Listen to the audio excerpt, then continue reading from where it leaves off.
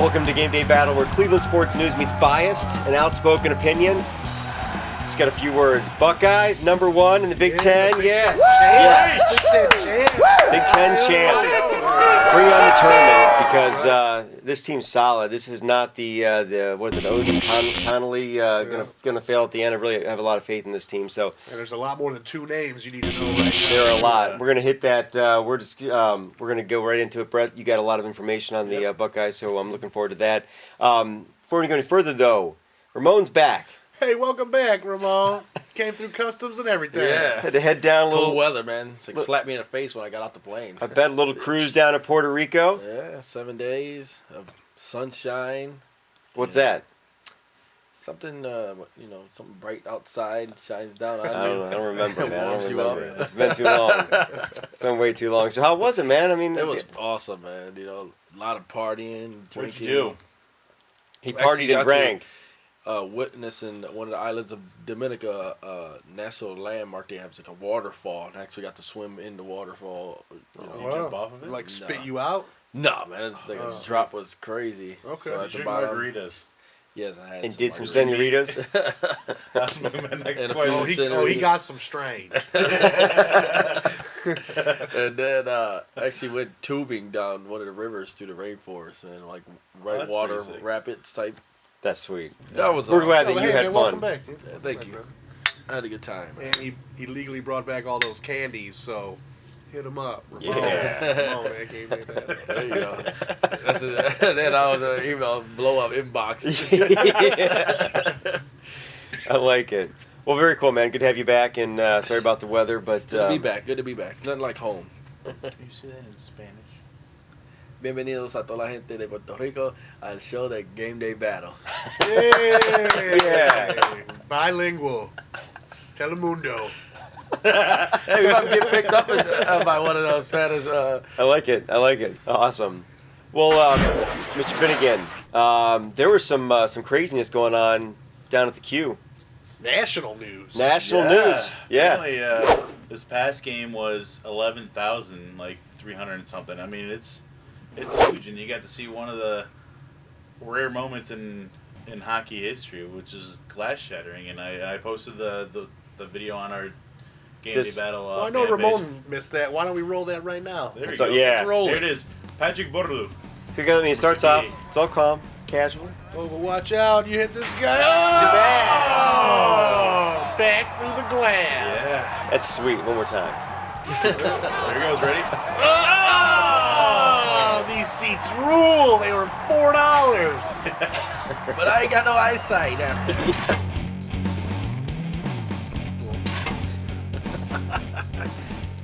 Big Ten champs, baby. Yeah, the Buckeyes, Big Ten champs, and I think, Brett, you're kind of the resident expert on the Buckeyes. I think I'd like to just kick this to you. And what do you got? As of today, we've got some awards to give out that the Big Ten give out. Jared Sundry got Freshman of the Year. Oh, yeah. For the Big Ten, and Kraft got Sixth Man of the Year. That's Kraft, awesome. As That's he very should. cool. Kraft As he came off the should. bench and has become a starter now. So He moves the ball around well. As Ramon put it earlier, you got to think about Thriebler, John Thriebler. Yeah. He's been on fire the past 2 games. He's 17 for 20 just behind the arc. The past 2 games against Penn State and Wisconsin, they beat Penn State 82-61, and then a lot of Buckeyes players wanted to beat Wisconsin by 50. This is all was a big hurt. That was a big thing about before the game. We're gonna beat Wisconsin by 50. Not so much by 50, but they did win 93-65. So they definitely put a stamp in the NCAA tournament basketball nation right now. Yeah, the whole team's playing good ball right now. Oh, It's yeah. not just one guy. You know, Yeah, exactly. They're really showing up as a team out there. It was nice to see him go out and get revenge against Wisconsin. You know, it was tough. It was tough losing that game, but it's nice to know that we can compete with them, and to get that win back. But they were lights out. I think they were 32 for 47. It was, They shot 67% for the game and 93% behind the arc. How we finished overall in certain categories, we were second overall in all the NCAA field goal percentage. We shot 50%. Points per game, we were 17th overall. We're averaging 77.9 points per game. Assists, we were 16th overall, 16.2 assists a game. So I mean, those are great stats right there. Top 2, top 20. My only real worry for us is rebounding. We're ranked 227th. Wow. We're only averaging about 34 boards a game, so we're definitely the shooting team. When you shoot like that, from deep, you're gonna give a lot of defensive rebounds. But I'd like to see us just work on hitting the glass a little bit harder, so we're foolproof. We don't want to have any holes. Don't want to go out there and see us get embarrassed by a team just because they beat us on the boards. And that's so true because I mean there are days where your shooters aren't going to be hitting. Right. Yeah. There's nothing you can do about that. And those are the days you got to be able to grab those balls off the board. I mean that's going to kill you. That's going to kill them. And that you lose one game in the tournament, bye season. Hey, what's up, all you GDB fans? Welcome to another edition of the Weekly Update. DST here, going to break down all those stories for you that don't quite make the couch, but are still worth some honorable mention. So let's get right to it. We're going to kick things off out in Rochester, New York. 8-year-old wrestling phenom Steve-O Paulin. Okay, this 8-year-old battled his way through a 20-man bracket.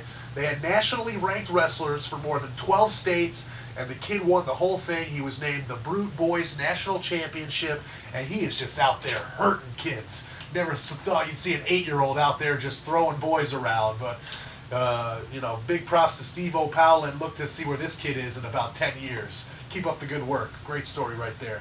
Let's switch it over to the NFL. Plexico Burress is set to be released in jail in June. He was granted early release. That'll give him time to get out there, talk with a couple teams, and his scumbag agent, Drew Rosenhaus, guarantee that you will see Plexico Burress in an NFL uniform in the 2012 season. If they can figure out a way to play all these players and they even get on the field in the first place. But Plexico Burress might work out some issues with the New York Giants, but I likely see him as a free agent.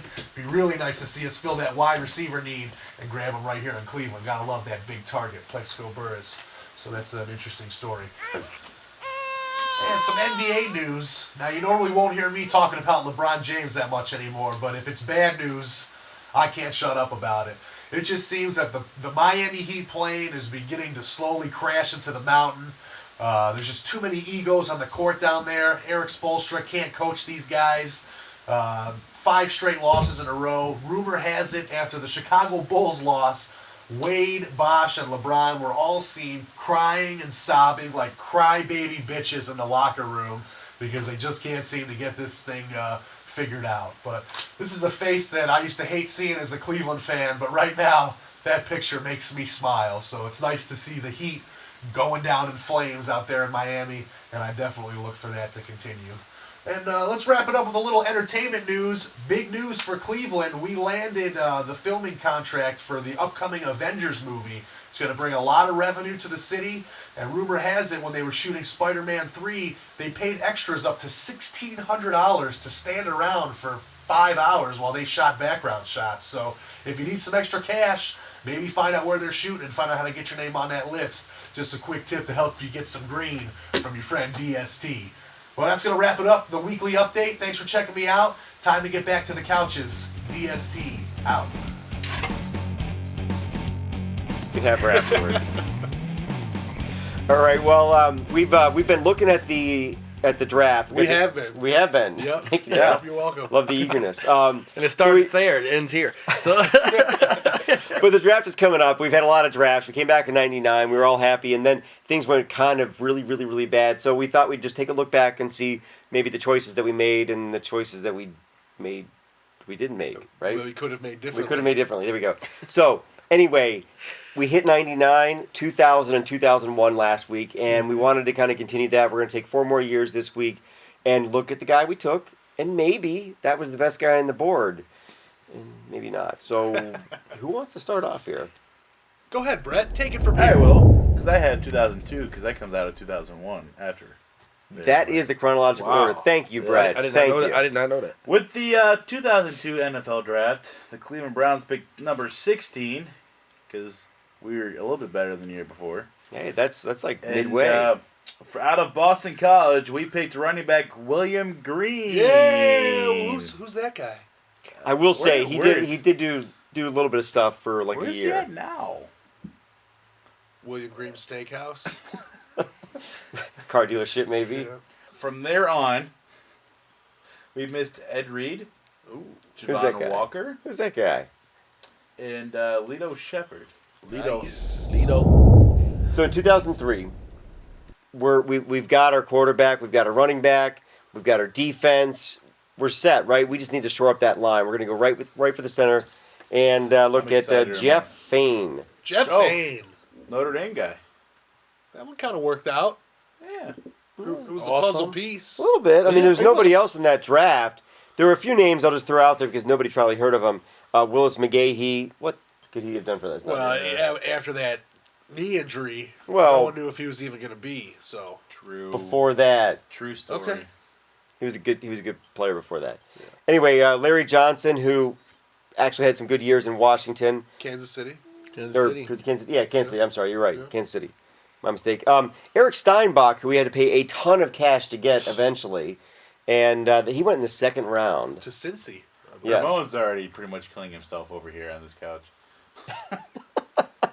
He's so depressed. Who else you got over there? Anquan Bolden. Have you ever heard of that guy? Antoine? I don't know. And it ends there and starts here with 04, where now that we have that quarterback, that running back that we needed, and now we move over to the tight end position, where we select Kellen Winslow Jr. Yeah. K2. K2. That's right, old Pro Bowler. In stereo. on the couch. Yeah. Well, we picked him at number 6 in the first round. Best guy on the board, right? Maybe. I thought so. We passed on somebody named Big Ben Roethlisberger. Roethlis what? Some English guy? What? Rapelessberger, something like that. I don't know. You know, there are a lot of like 14-year-old girls in Cleveland that are are happy that we made this selection. Yeah. Of Winslow instead. Their Wide fathers, too. receiver. Yes. Roy Williams. Mm. Somebody by the name of Steven Jackson. What? He sucked. He's Yeah. horrible now. He was Some when I guy drafted him. too doing. He hangs out with one of the Mannings. Bob Sanders. Anybody know who Bob Sanders is? Yep, and Darnell Dockett. Sweet. Well, let's take it to 2005 then. Do we have to? And that quarterback that we drafted, he's long gone. I think we've already had 3 other guys come and go. Kelly Holcomb had a great barbecue sauce. I wish we would have hung on to him. Just for the What are you sauce? gonna do? Yep. So 2005, with the 3rd pick of the draft, the Cleveland Browns select Braylon Edwards, wide receiver out of Michigan. Mm. Didn't like that we took a Michigan player with our first pick, so I don't think anybody in Cleveland was really too excited by that. He did end up holding franchise records for most yards in a season with 1,289 and 16 touchdowns. That was his Pro Bowl year. That was his Pro Bowl year in 2007. The next year he predicted he would catch 17 touchdowns, but he dropped about that many passes and only caught about 3 TDs. So he is out of Cleveland now. But, guys, we could have got Antrell Roll, Sean Merriman, Wow. Aaron Rodgers. Wow. That could have Wow. solved up that quarterback controversy. That's crazy. Atlanta That's your wide boy, receiver too. Roddy White. Yeah. 2nd round, we take Brodney Poole, safety. I don't know if you want to grade that pick, but we could have had Vincent Jackson and a guy named Frank Gore. Wow. Yeah.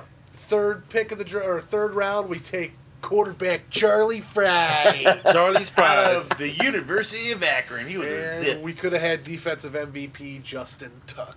Uh, 2005. Cleveland. Read it.